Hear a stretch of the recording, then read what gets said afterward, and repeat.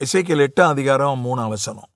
கைப்போல் தோன்றினதை அவர் நீட்டி என் தலைமயிரை பிடித்து என்னை தூக்கினார். ஆவியானவர் என்னை பூமிக்கும் வானத்துக்கும் நடுவே கொண்டு போய் தேவ தரிசனத்துல என்ன எருசலேமின் வடதிசைக்கு எதிரான உள்வாசலின் நடையிலே விட்டார். அங்கே எரிச்சல் உண்டாக்குகிற விக்கிரகத்தின் ஸ்தானம் இருந்தது. ஆவியானவர் என்னை தேவ தரிசனத்துல விட்டார். எசேக்கியேல ஆவியானவர் தூக்கிட்டு போறாரு. தலை முடிய பிடிச்சிட்டு தூக்கிட்டு போறாரு. அதை குறித்து ஒரு தியானம் ஏற்கனவே நான் பேசியிருக்கிறேன். அதுக்குள்ள போறதில்ல. அவனை வானத்துக்கும் பூமிக்கும் நடுவில் கொண்டு போனது போல அவன் உணர்ந்தான். தேவ தரிசனங்களுக்குள்ளே அவனை கொண்டு போனார். தேவ தரிசனங்கள் என்றால் என்ன? ஒரு விஷயத்தை நிஜமா பார்க்கறதுக்கும் தரிசனத்துல பார்க்கறதுக்கும் வித்தியாசம் இருக்கு. தரிசனம் என்பது இப்போது இல்லாத ஒன்று. நான் இன்னொன்னு சொல்றேன். வெளிப்படுத்தின விசேஷம். அங்க அவன் பார்த்ததெல்லாம் இப்போது இல்லை.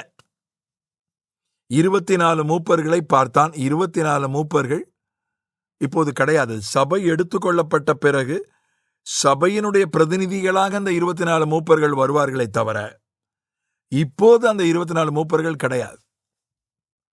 4 ஜீவன்கள் இப்போது கிடையாது. அங்கே சொல்லப்பட்டிருக்கிற 4 ஜீவன்கள் சபையினுடைய, அவர்களும் சபையிலே முதல் தரமானவர்கள், பிரதானமானவர்கள். நான் அது குறித்தெல்லாம் விளக்கி இருக்கிறேன். இப்ப வெளிப்படுத்தின விசேஷம் முழுவதும் ஒரு தரிசனமாகத்தான், ஒரு தரிசன மண்டலத்துக்குள்ள போய், தரிசன மண்டலம்னு ஒன்று இருக்கிறது. அது நிஜமா பார்க்குற மாதிரியே இருக்கும், நிஜமா கேட்குற மாதிரியே இருக்கும், நிஜமா நடக்கிற மாதிரியே இருக்கும். ஆனால் அது இப்போது அது இல்லை. இப்போ இவன் சொல்கிற சில விஷயங்கள் இங்கே சொல்றான். நான் எருசலேமினுடைய நடையில வடவாசலுக்கு பக்கத்துல ஒரு விக்கிரக ஸ்தானத்தை பார்த்தேன் அப்படின்றான். அது இருந்ததா இல்லையா அது உறுதியா சொல்ல முடியல. ஆனா மறுபடியும் அவன் சொல்றான், ஆலயத்துக்குள்ளேயே விக்கிரகத்தை பார்த்தேன்றான். அது நிச்சயமாக ஆலயத்துக்குள்ள விக்கிரகம் இல்லை. எசேக்கியேல் காலத்துல ஆலயத்துக்குள்ள எப்போது விக்கிரகம் வைக்கப்பட்டதுன்னு நான் பின்னால் அடுத்த தியானத்துல சொல்றேன். அதனால ஆலயத்துக்குள்ள விக்கிரகத்தை பார்த்ததா பின்னால சொல்றான். அதான் அதற்கான வசனங்களை நான் அடுத்த தியானத்துல சொல்றேன். ஆலயத்துக்குள்ள ஒரு ரகசியமான அறை இருந்தது. அந்த அறையில பார்த்தா சுவர்ல நிறைய விக்கிரகங்களினுடைய சித்திரங்கள் தீட்டப்பட்டிருந்ததுன்னு சொல்றான். அதை நான் பார்த்தேன்றான். அதுவும் உண்மையில அப்படி கிடையாது. 2 ஓட்டை போட்டு உள்ள போய் ரகசிய அறை, அதுல தலைவர்களெல்லாம் அந்த சித்திரத்தை வணங்கினார்கள் அப்படின்னு சொல்றான். அதை நான் பார்த்தேன்றான். இதுவும் அப்படி ஒன்று கிடையாது. அப்படி ஒன்று என்றுமே எனக்கு இருந்ததில்லை. இதெல்லாம் தரிசனம் தான். த ரியால்ம் ஆஃப் விஷன்ஸ், தரிசனங்களின் மண்டலம்னு ஒன்று தனியா இருக்கு. அப்படி எனக்கு அது தெரியாது, எனக்கு அனுபவம் இல்லைன்னா நான் கனவுகளை சொல்றேன். கனவுகள் அப்படின்றது நீங்க தினமும் பார்க்குறீங்க. பல கனவு தூங்கும்போது நீங்க பார்க்குறீங்க. தூங்கும்போது நீங்க அந்த மண்டலத்துக்குள்ள போறீங்க. அதில் என்ன பிரச்சனைனா, பல கனவுகள் அர்த்தமற்றவை என்று பைபிளே சொல்லுகிறது. பல கனவுகள் தொல்லையின் திரட்சியினால் அது பிறக்கிறது என்று பைபிளே சொல்லுது. அதை விட்டுறலாம். சில கனவுகள் நமக்கு உண்மையிலேயே அது ராக்கால தரிசனங்கள். வேத புஸ்தகம் கனவுகளை ராக்கால தரிசனங்கள் என்று சொல்லுகிறது. அதனால இது ஒரு டைம் மிஷினுக்குள்ள போற மாதிரி தான். டைம் மிஷின் அப்படின்னு ஒன்று சொல்றாங்க. அப்படி ஒன்றும் இல்லை. ஒரு கற்பனை கதை உண்டு. ஒரு டைம் மிஷின், ஒரு கால எந்திரம். அதில் ஏறி போனா முன்னாலேயும் போகலாம், பின்னாலேயும் எதிர்காலத்துக்கும் போய் பார்க்கலாம், நடந்து முடிந்ததையும் போய் பார்க்கலாம் என்று கதைகளில் சொல்றாங்க. சினிமாக்கள்லாம் நிறைய வந்திருக்கு. இது உண்மையான டைம் மிஷின்ன்றது அந்த தரிசனத்துக்குள்ள போறது தான். நடந்ததையும் பார்க்கலாம், நடக்க போறதையும் பார்க்கலாம், நடந்து கொண்டிருப்பதையும் பார்க்கலாம். அது ரொம்ப குறைவு தான். பெரும்பாலும் நடக்க போறதை தான் ஆண்டவர் தரிசனத்துல காட்டுவார். கனவுகளுக்குள்ள பலருக்கு கண்ட கனவு மறந்துடும். ஆனா விழித்திருக்கும் போது காண்கிற தரிசனம், விழிக்கும்போது சுயநினைவோடு இருக்கும்போது காண்கிற ஒரு கனவு, கனவுலகம்ன்றோம்ல, இந்த கனவுலகம் தான் இந்த தரிசன உலகம், தரிசன மண்டலம்.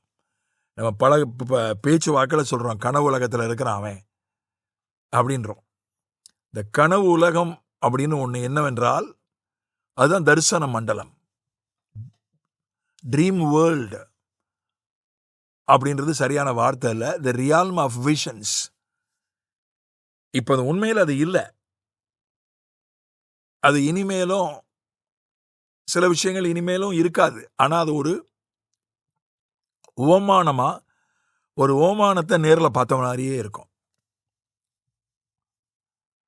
அதனால எந்த தீர்க்க தரிசனமும் சுயதோற்றமான பொருளை உடையதாய் இராது. பல தரிசனங்களுக்கு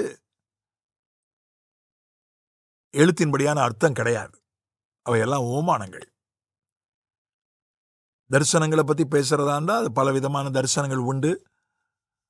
டிரான்ஸ், ஞான திருஷ்டி அடைந்து தரிசனம் காண்பது ஒன்று என்று ஒன்று உண்டு. திறந்த தரிசனம், ஓப்பன் விஷன். இவன் கண்டது உட்காந்து வீட்டில் உட்காந்து மற்றவங்ககிட்ட பேசிட்டு இருக்க, அவனுக்கு தரிசனம் வந்துச்சு. இது ஓப்பன் விஷன், திறந்த தரிசனம். இதுதான் இருக்கிறதுல ரொம்ப உச்சக்கட்ட தரிசனம். அதனால இந்த அனுபவங்கள் வாலிபர்கள் தரிசனங்களை காண்பார்கள் என்று சொல்லப்பட்டிருக்கிறது. தீர்க்கதரிசிகள் தரிசனத்துல கர்த்தரை அவர்கள் அறிந்து கொள்வார்கள் என்று என்னாகமத்தில் 12ஆம் அதிகாரத்தில் படிக்கிறோம். அதனால இதை நம்ம உற்சாகப்படுத்தணும். இதை பலர் தண்ணி ஊத்திடுறாங்க. ஏன்னா அவங்களுக்கு அந்த அனுபவம் இருக்காது, அல்லது அவங்க அது ஒன்றும் புரியாது. நினைப்பாங்க அவன் ஏதோ எதையாவது போய் குழப்பத்தில் மாட்டிடக்கூடாது, தரிசனம் போய் பிசாசு அவனை எங்கேயாவது கொண்டு போயிடக்கூடாது. பலருடைய பயம் அதான். சிலருக்கு எனக்கு இல்லாத அனுபவம் இவனுக்கு இருக்குதுன்ற அந்த எண்ணத்திலையும் சிலர் அதை தண்ணி ஊற்றி அணைச்சிடுறாங்க. அதை நாம் உற்சாகப்படுத்த வேண்டும். அதற்கான அர்த்தங்களை அறிவதற்கு முயற்சிக்க வேண்டும். வாலிபர்கள் தரிசனங்களை காணட்டும், மூப்பர்கள் கனவுலகத்துக்குள்ளே போகட்டும், தீர்க்கதரிசிகள் தரிசனங்களுக்குள் போகட்டும்.